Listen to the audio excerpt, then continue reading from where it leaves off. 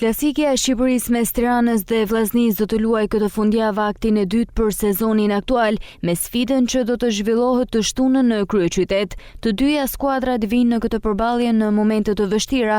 Vllaznia nuk njeh fitore prej 5 javësh, ndërsa Tirana po kalon një krizë të thellë me vetëm një fitore në 16 javë kampionat. Edhe pse luajnë në transfert, shkodranet nisën si favorit në këtë duel.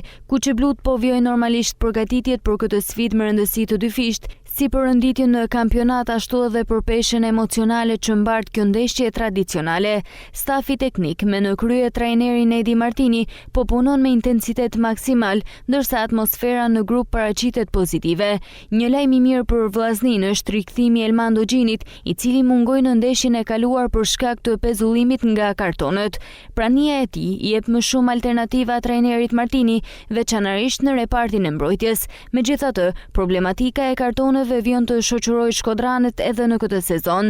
Vllaznia renditet ndër ekipet më të ndëshkuara në superiore, me mungesa të shpeshta nga java në javë për shkak pezullimesh. I rrallës që do të mungojë ndaj Tiranës është Melos Bajrami, mbrojtësi u ndëshkua me karton të verdhë në minutën e 41 të ndeshjes ndaj Bylisit, pas një përplasje me Mustafa duke plotësuar numrin e kartonëve.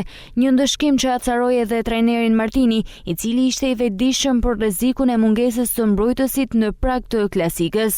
Kështu, Bajrami nuk do të jetë i gatshëm për sfidën e së shtunës, ndërsa në javët e fundit për të njëjtën arsye kanë munguar edhe Gurishta, Krymi apo Kastrati. Një situatë e pazakontë për një skuadër si Vllaznia, e njohur për lojën fair play, por që këtë sezon është ndëshkuar shpesh nga arbitrimi. Qoftë vendime të sakta apo të diskutueshme, kjo mbetet një çështje që kërkon analizë në rrallet e kuqebluve, të cilët vazhdojnë të jenë ndër ekipet më të penalizuara me karton në superiore.